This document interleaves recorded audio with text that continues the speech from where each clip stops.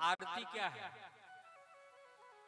किसी को पता है क्या है आरती? हम सोचते हैं कि भगवान की बढ़िया आरती कर रहे हैं, है ना, भोग लगाएंगे और फिर जाकर के अपना कलेवा करेंगे या ब्यारी करेंगे या फिर बस स्कूल चले जाएंगे, काम धाम करेंगे। ऐसा नहीं है। आरती का अर्थ ही है आरत हरण शरण सुखदायक। आरती यानी दुख, आरती यानी क्लेश, आरती यानी परेशानियां, आर्त हरण, मैं तुम्हारी शरण, सुखदायक, हमें सुख दो, ये आरती। और तब जब आप दीपक जलाते हो ना, छोटी छोटी सी थोड़ी तैयारी तरीके भी अपन को पता होना चाहिए, कथाएं तो खूब पता है। और तब ये बताया गया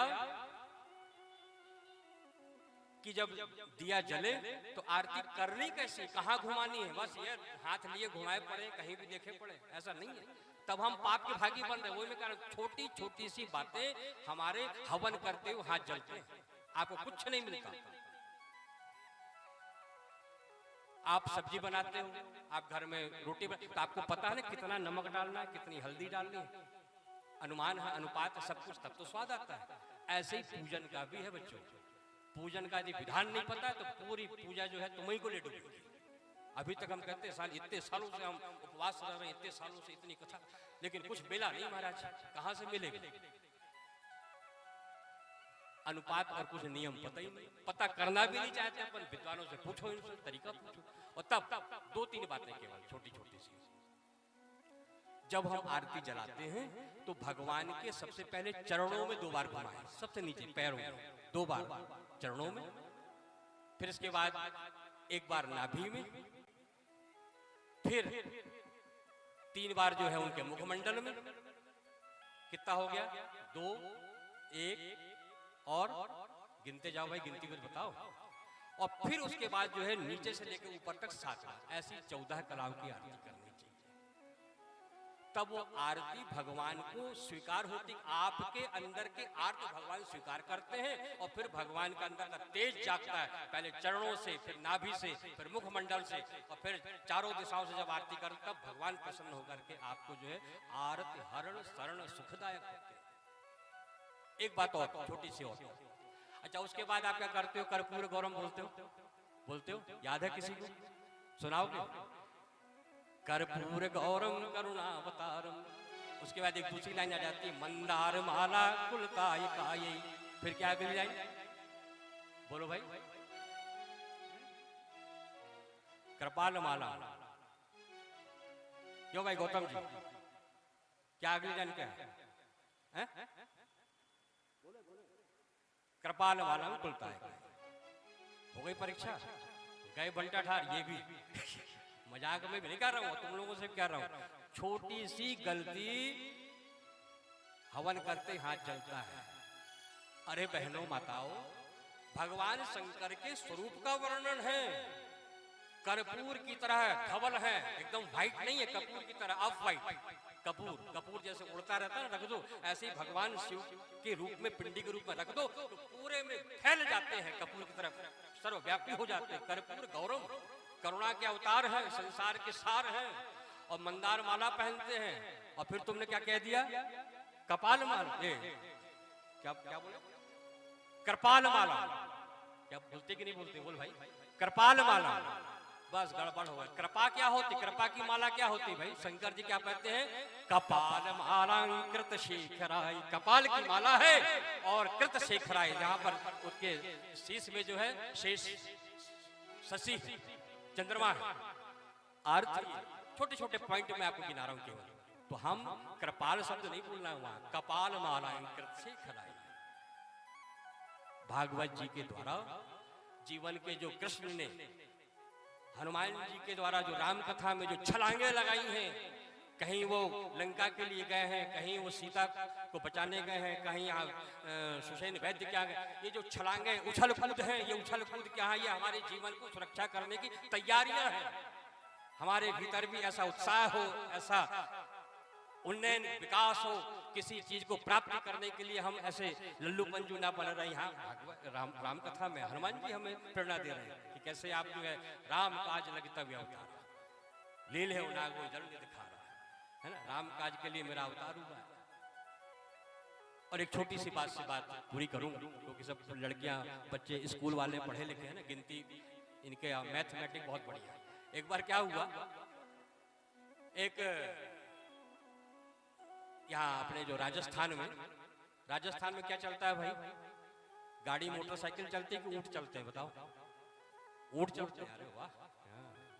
तो एक बार क्या हुआ कि एक दादाजी थे, उनके 2 बेटे 1 बेटी। कुछ दिनों में अचानक जो है दादाजी की तबीयत धीरे धीरे उम्र दराज हुई और शांत हो गए। जब शांत हो गए तो गांव भर के लोग जुड़ गए, उनका सब संस्कार हो गया। फिर उसके बाद गांव वाले जब अंत में 13वीं के बाद बैठक हुई, तो जो बड़ा बेटा है, छोटा बेटा है और एक बेटी है, वो सब गांव वालों से बोले कि देखो भाई, अब हमारे पिताजी तो रहे नहीं, तो आप लोग सब पंचायत बैठी है तो हमारा हिस्सा बांट भी करवा दो, क्योंकि फिर लड़ाई झगड़ा होगा बाद में। तो जो सरपंच थे तो उन्होंने कहा कि ठीक है, क्या कुछ बता गए हैं, कुछ जमीन जायदाद, कुछ वसीयत लिख गए? बोले हाँ, वसीयत तो बहुत पहले लिख गए थे, लेकिन एक संदूक में एक पेटी में बंद कर गए हैं, उसकी चाबी नहीं पता है। और फिर ये हुआ कि चलो भाई किसी तरह से पेटी खोली जाए, तोड़ा गया ताला, एक कागज निकला उसमें, शायद आपने पहले कहानी सुनी होगी, पढ़ी होगी।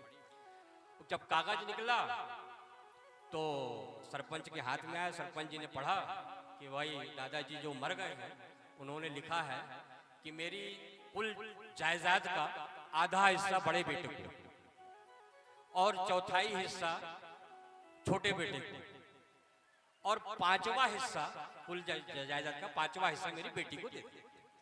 गांव वालों ने कहा तेरा बाप तो पहले ही होशियार, सब लिख के गया, अब हमारी क्या आवश्यकता है, जो लिख गया है आप बांट लो। अब बड़े बेटे ने, सभी ने कहा कि महाराज कुछ जमीन जायदाद तो है ही नहीं है, और ये बाप जो लिख गया है तो और फंसा गया। बोले जमीन जायदाद नहीं है तो ये लिखा क्या है? बोले मात्र मेरे पिताजी के पास ऊंट थे, ऊंट से सवारी करते थे, किराए पे देते थे। तो उन्होंने कहा ठीक है ऊंट मंगाओ। तो 19 ऊंट थे। कितने ऊंट है भाई? बच्चे बताओ, अच्छे आप दिमाग लगाना, तुम लोग से पूछूंगा मैं। 19 ऊंट थे, 19 ऊंट मंगा लिए गए। अब जब कागज पढ़ा गया कि आधी जायदाद बड़े बेटे को, तो 19 का आधा कितना होगा रे? बोलो ना, है 9.5। तो ऊंट को 9.5 कर लोगी, काटोगी 20 से। अब लफड़ा हुआ कि ये बाप तो और फंसा गया, पंचों के भी हवा पंचर हो गई। बोले ये तो गड़बड़।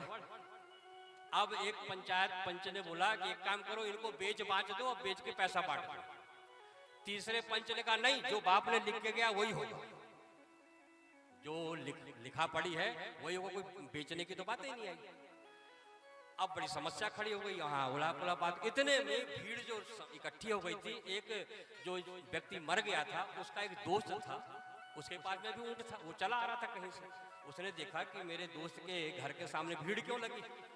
वो आया, पता किया तो उसको पता चला कि ये समस्या है। उसने पंचों से कहा एक काम करो, मेरा ऊंट भी ले लो, मेरा दोस्त मेरा दिल था, मेरा जान था, चला गया, तो एक ऊंट मैं अपनी तरफ से दान करता हूँ, मेरा ऊंट भी रख लो और फिर इनका हिसाब कर। अब ऊंट कितने हो गए बहनों? कितने हो गए? 20 हो गए। हाँ, अब बात सही हो गई। अब जब कागज देखा गया तो जमीन का जायदाद का आधा हिस्सा बेटे को देना है, तो आधा कितना हो गया बहनों? 10। तो 10 किसको दे दिया? बड़े बेटे को। क्या बात है। अच्छा, फिर 20 का चौथाई कितना हुआ? 5। ध्यान रखना, 10 दे दिया बड़े बेटे को और चौथाई हिस्सा 5 किसको दे दिया? छोटे बेटे को। अच्छा, अब 20 का 5वां हिस्सा कितना हुआ? 4। अरे बड़े होशियार है, बड़े वाह, छोटा सा बच्चा, तुम लोग के ऊपर जो झापड़ मारा इसने। हाँ, तो 20 का 5वां हिस्सा कितना हो गया? 4। अब देखना, हिसाब लगाना, बड़े बेटे को दे दिया 10, छोटे वाले को हो गया 5, 10 और 5 कितने हो गए? 15, और बिटिया को दे दिया चौथाई, कितने? 4, कितने हो गए? अब 19 हो गए।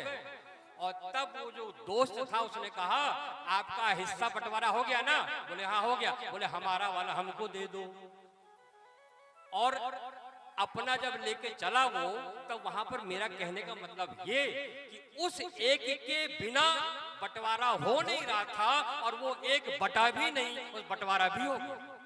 ये जो हमारे शरीर में, अब थोड़ी ध्यान दें, हमारे शरीर में जो पंच भौतिक तत्व हैं, 5 तत्व हैं, फिर 5 कर्मेंद्रियां हैं, 5 ज्ञानेंद्रियां, 5 या 15 हो गए हमारे शरीर में 5 ज्ञानेंद्रियां, 5 कर्मेंद्रियां, 5 भौतिक तत्व 15, और 4 अंतुष चतुष्टाय 19 हो गए।